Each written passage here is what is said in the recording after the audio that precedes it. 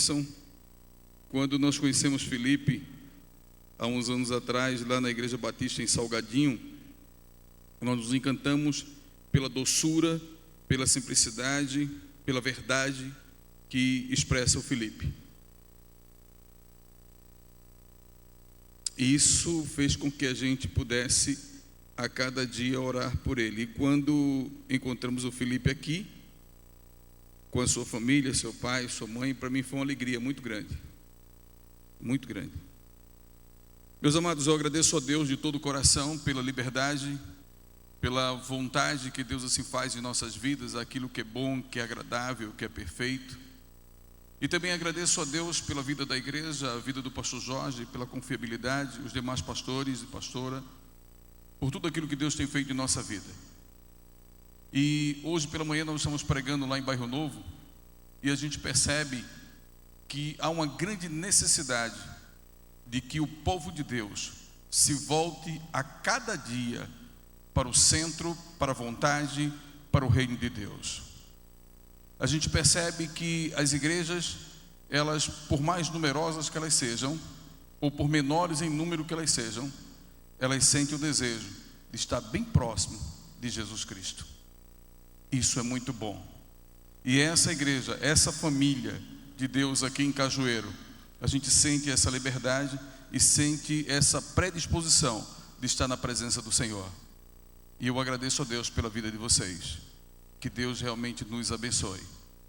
Amém? Agradeço ao jovem que cantou também alguns minutos atrás, ao coro que estava aqui presente, esse grupo maravilhoso. Mas vamos à palavra do Senhor, que é aquilo que nesse momento Papai do Céu quer que a gente possa estar trabalhando. Eu gostaria de compartilhar com vocês Mateus capítulo 16, a partir do verso 24, como está proposto pela igreja, também pela direção da igreja, o pastor Jorge, e pelo Espírito Santo do Senhor que colocou no coração dele o desejo de trabalhar o livro de Mateus. Obrigado, meu irmão. Capítulo 16, a partir do verso 24. Leiamos. Eu vou ler aqui com vocês para que eu possa estar na mesma tradução. Então disse Jesus aos seus discípulos: se alguém quiser vir após mim, renuncie-se a si mesmo, tome sobre si a sua cruz e siga-me. Porque aquele que quiser salvar a sua vida, perdê-la-á, e quem perder a sua vida por amor de mim, achá-la-á. Pois que proveito tem um homem ganhar o mundo inteiro e perder a sua alma? Ou que dará o homem em recompensa da sua alma? Porque o Filho do Homem virá na glória de seu Pai com os seus anjos, e então dará a cada um segundo as suas obras.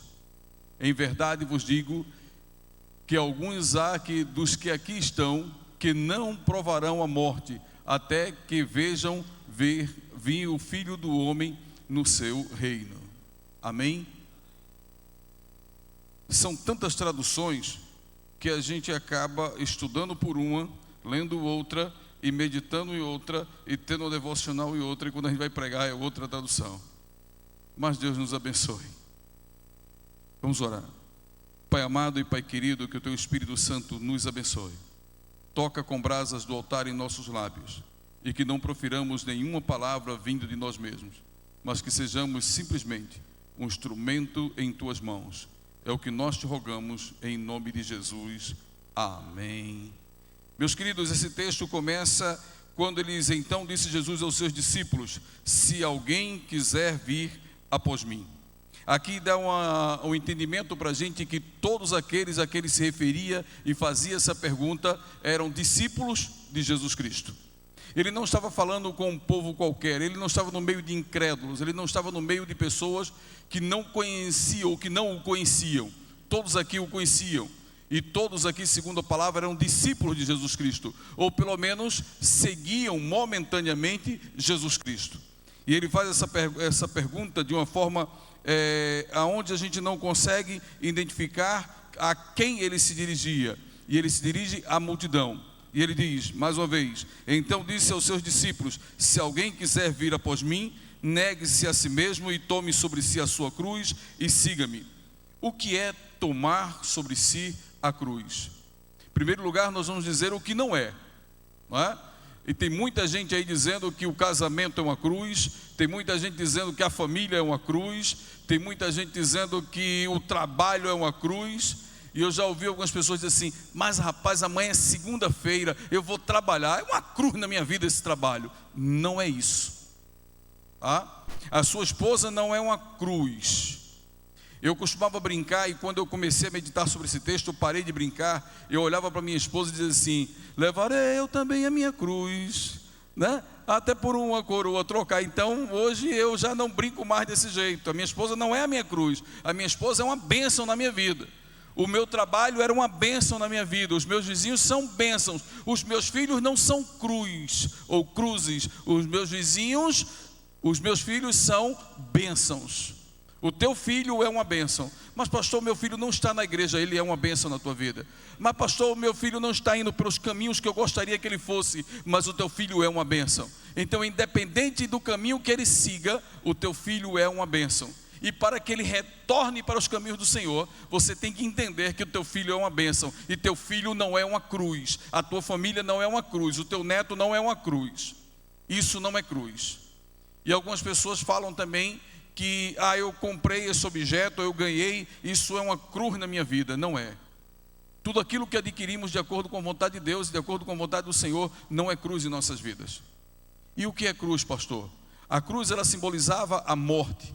A cruz, ela simbolizava escárnio. A cruz, ela simbolizava zombaria. A cruz, ela simbolizava humilhação, rejeição. Então isso que ela simboliza não pode estar dentro da nossa família, não pode estar dentro da nossa casa, porque nós somos de Cristo. A nossa família, a nossa casa pertence ao Senhor. Então a zombaria, o escárnio, a humilhação, a rejeição, era o que a cruz representava. E a cruz representava também o cumprimento de uma lei, o cumprimento de uma penitência, o cumprimento de uma sentença. Por isso que Jesus Cristo estava ali na cruz cumprindo a sua sentença. Sabe qual é o detalhe? É que todos aqueles que carregavam as cruzes e assim eram crucificados, eles tinham assim uma sentença a cumprir. Mas Jesus Cristo não tinha sentença, porque ele não tinha pecado. E a cruz passou a simbolizar o nosso pecado, a nossa falha, o nosso erro, o nosso escárnio com a palavra do Senhor. E ele veio para terminar tudo isso numa morte de cruz, para nos conceder a vida eterna. A vida eterna. E não foi de qualquer jeito. A pior morte naquela época era a morte de cruz. A pior sentença que o homem poderia ter era a sentença da cruz. E assim ele o fez por todos nós, sem pecado algum. Levou os nossos pecados, as nossas dores, as nossas feridas, as nossas mágoas, as nossas intransigências, os nossos não querer da vida. E ele levou tudo sobre si para nos conceder a vida eterna. Então, se você quer seguir a Jesus Cristo e ser um discípulo de Jesus Cristo, você tem que entender, ou deve entender, que você tem que deixar o teu eu de lado, o teu ego de lado, e seguir a Jesus Cristo. Você tem que deixar as suas convicções, e muitas vezes convicções religiosas, muitas vezes convicções de família, muitas vezes convicções de trabalho, de emprego, regimentos de empresa. Muitas vezes você tem que deixar de lado muita coisa para seguir a Jesus Cristo. Você tem que deixar em alguns lugares, em alguns passos, em alguns momentos, até mesmo a família. Porque se você ficar se segurando na família, você não vai fazer a vontade de Deus. Aquele que realmente quer ser um discípulo do Senhor, muitas vezes ele tem que deixar a família e seguir a Jesus Cristo. E não é fácil seguir a Jesus Cristo. E quando eu perguntei à irmã Wanda nada mais é do que uma senhora de 87 anos, que completou agora o ano passado 65 anos de ministério, junto aos gerentes, ela com o pastor Gunter. Eu disse: irmã Wanda, esses 65 anos foi pesado para a senhora? Ela disse: não, nada pesado, tudo maravilha, porque pesado foi o meu pecado, o meu erro na cruz do Calvário. 65 anos não convivo com meus filhos, não convivo com a minha família há mais de 60 anos, mas convivo com meu Deus.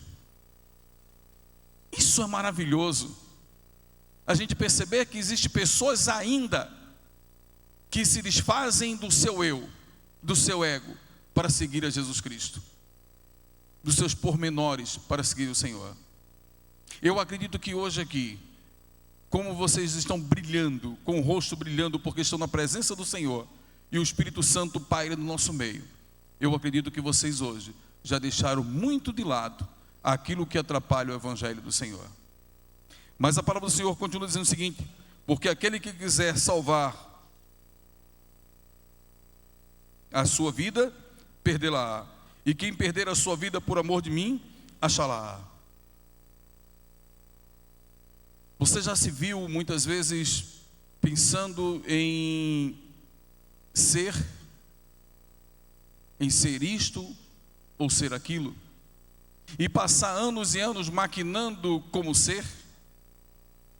Mas você já pensou em ter Jesus Cristo como seu único e suficiente Salvador? Você um dia tomou essa decisão de entender que naquele momento que você o aceita como único e suficiente Salvador, as coisas velhas já passaram e eis que tudo se fez novo? E na concepção de que tudo se fez novo, você não perdeu nada. Tudo ficou para trás, mas você não perdeu. Tudo foi deixado de lado, mas você não perdeu. Parece que é contraditório você dizer que se você deixar de lado, deixar para lá, você não perde. Você não perde, porque a partir do momento que você se despe dessa vida e você deixa essa vida de lado, e você passa a seguir os caminhos de Jesus Cristo, você ganha com isso algo que é bem diferente para os outros. Você ganha um discernimento do que é certo e o que é errado. E tomar a cruz também é entender que você está deixando de lado o pecado. Você deixando de lado algo que te atormenta. E você só ganha com isso. Porque o Espírito Santo, o Ruá, o fôlego do Espírito passa a habitar dentro de você. O Espírito Santo passa a te dar discernimento, passa a te dar conhecimento, e você passa a conhecer o que é certo e o que é errado. E a tua concepção até do que é uma noite muda. Vocês ouviram essa semana quando o pastor Jorge estava falando sobre a lua, que a lua estava bonita e todo mundo dizendo, admirando, não é? Até para o crente a lua é diferente. Até para o servo de Deus o amanhecer é diferente. Quando nós estávamos hoje indo de encontro ao sol, eu estava dizendo à minha esposa, aqui a gente não consegue ver o pôr do sol, mas o sol está lindo. Quem não tem Cristo na sua vida pode até admirar a natureza, mas não tem a ideia do que é deixar tudo para trás, admirar o que Deus fez na sua essência, inclusive a sua própria vida, e dar o seu filho para que você possa ter a vida eterna. E aí alguém passa a entender até a morte, sabendo que aqueles que dormem, dormem no Senhor, e um dia ressuscitarão primeiro. Eles terão os seus corpos transformados, louvarão, bendirão o nome do Senhor. Então você percebe que não perdeu nada. E eu costumo dizer às pessoas que quando perde algum ente querido, eu digo, olha, quando Deus ganha, ninguém perde. Quando o Senhor ganha, ninguém perde. Então quando o Senhor nos toma para si, ninguém perde. Todos ganham, inclusive Ele. E o seu reino é uma festa. Se você não tomou uma decisão ainda de servi-lo em espírito e em verdade, faça isso, porque vale a pena. E como vale a pena? Ele diz o seguinte: pois que proveito tem um homem ganhar o mundo inteiro e perder a sua alma, ou o que dará o homem em recompensa da sua alma? Você tem condições de dar alguma coisa em recompensa da sua alma? Não. Nenhum de nós. Nós não temos nada para dar. Até o fôlego da vida que nós temos pertence a Ele. Até a nossa vida pertence a Ele. Tudo pertence a Deus. Então a única maneira que nós temos de entender isso aí, viver, é aceitando Ele como Salvador de nossas vidas. E quando a gente aceita Cristo como Salvador de nossas vidas, quando Ele habita dentro de nós, a gente passa a entender que foi Ele que deu a sua vida por todos nós. Eu não tenho como dar algo em troca da minha salvação. A salvação não é pelas obras, ela nunca será pelas obras. A salvação é pela graça. Graça é um favor imerecido. Nós não merecemos, mas é pela graça que assim somos salvos. É pela graça de Jesus Cristo. Essa graça redentora que abrangeu todo mundo e fez com que o mundo todo entendesse que só Ele e para Ele são feitas todas as coisas. Todos nós fomos feitos para Ele. E quanto tempo nós perdemos para entender a graça de Jesus Cristo? Quantas vezes queremos fazer isto ou aquilo para ser salvo, ou para estar salvo, ou para estar sendo salvo? Eu não preciso fazer nada para estar sendo salvo ou ser salvo, porque eu já fui salvo há 2000 anos atrás na cruz do Calvário. Mesmo sem eu saber, mesmo sem ter nascido, Deus já havia dado o seu Filho unigênito, para que todo aquele que nele crer não pereça, mas tenha vida eterna. A minha alma, a minha vida, o meu espírito, o meu intelecto, todo o meu corpo pertence a Deus. E é nesse saber que isso pertence a Deus, o que eu tenho preparado para o Senhor? O que eu tenho feito para o Senhor em relação à sua casa, dia após dia? É o que nós estamos fazendo aqui hoje de uma forma coletiva, cultuando a Deus. Aqui nós não estamos reunidos simplesmente para mostrar um ao outro qual é o tipo da marca do tênis, ou da calça, ou da camisa, ou se emagreceu mais um pouquinho, ou se ficou mais agradável porque tirou a barba. Nada disso. Não é, Sandro? Nada disso. Estamos aqui hoje para adorar o Senhor. Adorar em espírito e em verdade. Adorar a Deus em comunhão de vida. Eu tenho que olhar para o meu irmão, eu tenho que olhar para o pastor Jorge, para minha esposa, para as pessoas aqui, para os irmãos, e sentir a presença de Deus neles. Sentir que o Espírito Santo trabalha a vida deles. E que aqui eu estou tranquilo, apoiado e benquisto, porque eu estou em família. Mas ao mesmo ponto que eu estou tranquilo por estar em família, eu tenho que entender que ao sair daqui, existe universidade, faculdades, existe escolas, trabalhos, a vida secular ativa. Existe o comércio, as indústrias, e eu faço parte desse mundo lá fora. E eu preciso viver. Mas o grande segredo é que aonde eu estiver, eu vou representar essa palavra. E pela graça, as pessoas vão ter que olhar em mim e me ver como servo do Senhor. E vão ter que começar a ouvir, mesmo que eu não pronuncie uma palavra sequer, uma sílaba sequer. Vão ter que ouvir através da minha vida que Jesus Cristo é vida, e é vida em abundância. E que eu faço parte do corpo de Cristo. E que eu faço parte da família de Cristo. E que eu faço parte dessa casa maravilhosa, da igreja local, a Igreja Batista aqui em Cajueiro. E que eu sou amado, que eu sou querido. E que por mais que o inimigo tente dizer que não, eu sou de Cristo. E o que é que eu posso fazer, segundo a palavra? É entregar o meu ser para Ele. Todo o meu ser. E dizer: olha, Senhor, eu estou aqui. Faz de mim o que Tu quiseres, como Tu quiseres, do Teu jeito, da Tua maneira. E as pessoas amanhã vão olhar para você e com certeza vão procurar ver em você algo diferente. E o que é que você tem para oferecer a Cristo? Vai pensando aí. Porque o Filho do Homem virá em sua glória para com os anjos, e então dará a cada um segundo as suas obras. Mas pastor, o senhor não falou agora que a salvação não era pelas obras? E não é pelas obras. Paulo nos descreve muito bem que a salvação é pela graça. Mas se faz necessário que a gente entenda que a igreja é algo que soa estranho, sair para fora. Isso é igreja. A gente se junta aqui é maravilhoso. A gente fica aqui juntinho do outro, é muito gostoso, é muito bom. É a tenda que Pedro queria fazer, é a tenda que os apóstolos queriam ter ao lado de Jesus. Mas isso também significa que a gente carrega as baterias aqui e vai gastar lá fora, pregando o Evangelho, abençoando a vida das pessoas, sendo útil na causa do Senhor. É saber que amanhã você pode passar por alguém que está com o carro quebrado, e se você tiver a condição de parar, pare e ajude. Pastor, foi muito rápido, eu não consegui. Então ore para que ele seja abençoado.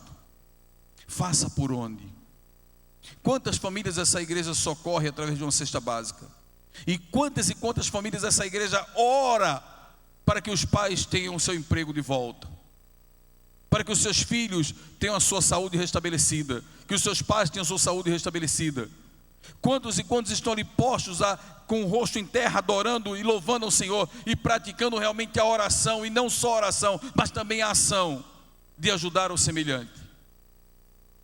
Porque muitas vezes, meus amados, a gente olha tanto para aquela outra religião que faz tantas obras, e a gente diz: a salvação não é pela obra, é pela graça. Mas Cristo não diz em nenhum momento que você não deve realizar as obras. Você deve realizar as obras e entender que não é por causa das obras, e que você não faz mais do que a sua obrigação em ajudar o seu semelhante. É só você parar um pouquinho e pensar, e ir lá no bom samaritano. Aquele homem passa, ele cuida daquele homem que foi ali agredido, ele trata ali as feridas, coloca ele numa estalagem, vai embora, mas deixa um recado: olha, se porventura ele gastar mais alguma coisa, ou se tiver algo mais, quando eu voltar eu pago. Ele não estava tratando de salvação naquele momento, mas de ajuda ao semelhante, de ajuda ao ser humano. E temos que também entender que nós somos e devemos ser participantes do reino de Deus, abençoando também a vida dos irmãos. Isso que a nossa irmã contou aqui do pai dela, da bateria, nós passamos diversas vezes assim, em situações bem semelhantes. Aí alguém pode dizer: pastor, por que não acontece comigo? Olha, é só você sair das quatro paredes que vai começar a acontecer. É só você sair um pouquinho do teu reduto que vai começar a acontecer. É só você deixar um pouquinho de lado o teu eu que vai começar a acontecer. É só você deixar um pouquinho de lado o teu egoísmo que vai começar a acontecer. E você vai começar a ver pessoas que vão na tua casa e te abençoam. Um certo irmão em uma igreja próxima, que eu não vou dizer porque não vale muito a pena, mas esse irmão teve a sua casa pegou fogo. E os irmãos daquela igreja, a reunião dos homens, os homens batistas, se reuniram e trocaram o telhado todo daquela casa, a fiação, ajeitaram a casa, rebocaram, deram um grau, a casa ficou melhor do que antes. E aquele homem ficou tão feliz, porque era um casebrezinho bem humilde, e depois do fogo ele disse: eu tinha uma casinha, agora eu não tenho nada. E Deus fez com que aqueles homens se levantassem, fossem lá e restaurassem aquela casa fisicamente, materialmente falando. Ele voltou a ter a sua casa. Ele voltou a ter a sua casa e não mais uma casinha. Então faça isso com seu irmão. Comece a orar que Deus vai mostrar a você quem você deve ajudar e como ajudar. Não só com dinheiro, não só com as obras, não só com isto ou com aquilo, mas com o teu coração. Em verdade vos digo que alguns há do que estão aqui e que não provarão a morte até que vejam vir o Filho do Homem no seu reino. A gente falou alguns minutos atrás, quando o Senhor vier arrebatar a sua igreja, com todo o poder e com toda a sua glória. Essa é a glória do homem que serve ao Senhor, é entender que ele está nas mãos de Deus, no centro da vontade de Deus. E aí, aqueles que estiverem vivos, os mortos ressuscitarão primeiro, e os que estiverem vivos terão seus corpos transformados, e subiremos para a honra e glória de Deus. E lá na cidade celestial, o que mais me alegra é que ninguém vai reclamar porque eu sou desafinado. Lá eu vou louvar para sempre, e aí eu vou soltar a garganta, entendeu? Ninguém vai estar me reprovando. o meu corpo vai estar glorificado. Oh, glória a Jesus, né? E eu vou ficar muito alegre, não, eu vou estar alegre ali. Porque se perguntássemos aqui, quantos vão ficar felizes quando Cristo voltar? Quem poderia dizer um amém? Não, meu irmão, pelo amor de Deus, você não vai ficar feliz não, você vai subir, você vai para a glória, você não fica, você vai feliz. Nós vamos felizes, nós somos um povo de Deus, e quando Ele arrebatar a sua igreja, ó glória. Pastor, e a questão que alguns brigam aí, falam sobre o galardão? Meu irmão, eu quero é ir, eu quero é chegar lá, eu quero é estar com Cristo. Se tiver um lugarzinho, eu quero é estar lá. E quando é que começa isso, pastor? Agora. Isso começa agora, quando entregamos a nossa vida a Jesus Cristo. Isso começa agora. Eu vou te fazer uma pergunta bem simples. Eu estou vendo alguns homens, as mulheres eu não olho muito não, só os homens. Tem alguns homens que estão com a testa bem franzida, né, aí.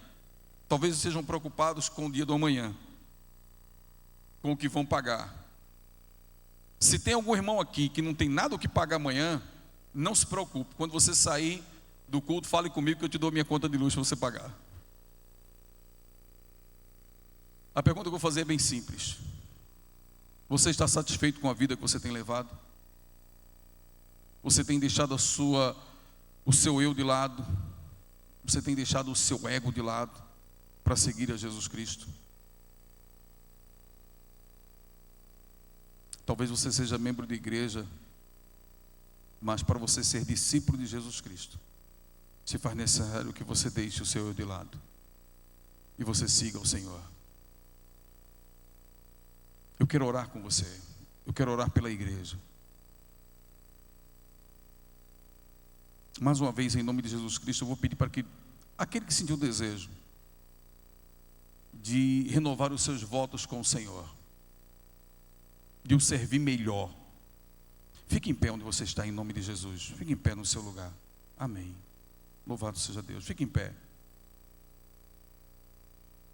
Você quer servir a Deus melhor? Fique em pé. Amém. Amém. Louvado seja o Senhor.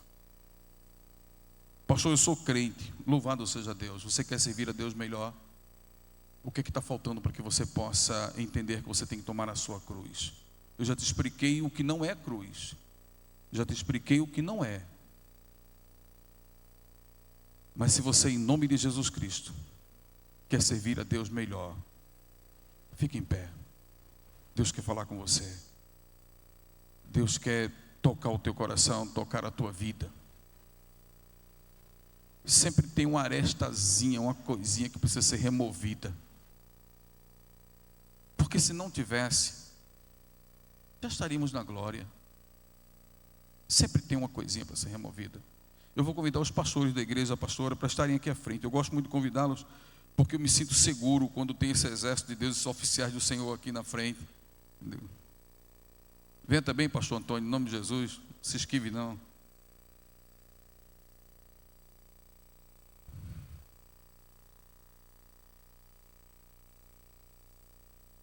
O pastor da igreja, que é o pastor Jorge Figueiredo, conhece as suas ovelhas.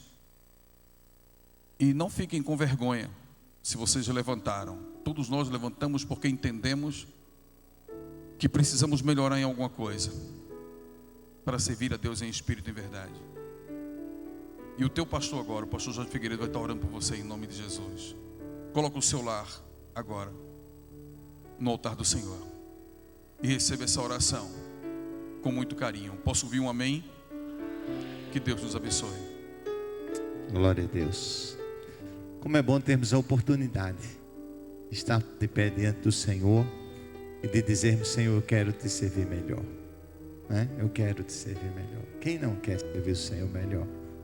Quem não pode olhar para trás e dizer: eu posso fazer melhor? E que nós possamos sair daqui hoje com esse desejo, com esse sentimento nos nossos corações.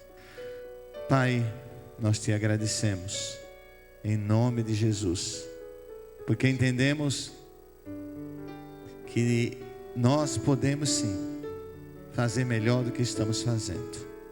Nós podemos sim te entregar melhor do que estamos entregando.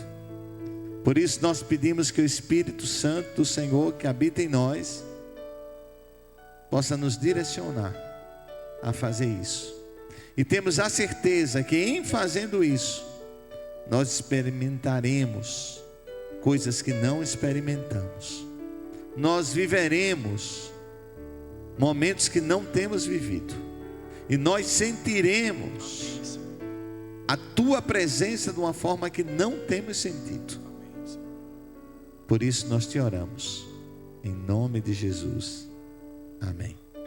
Que Deus abençoe. Os irmãos podem sentar em nome de Jesus.